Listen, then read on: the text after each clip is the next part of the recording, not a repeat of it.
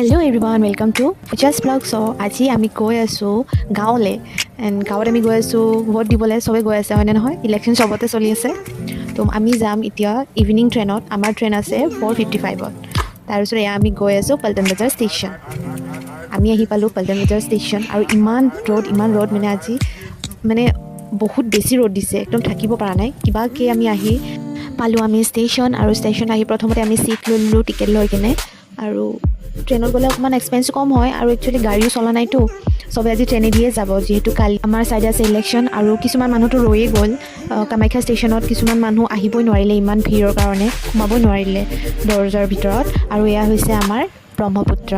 কিবাই ভাল লাগি যায় ন কৈ পিনে তাৰপিছত এয়া চাইছেনে ভণ্টিৰ ফূৰ্তি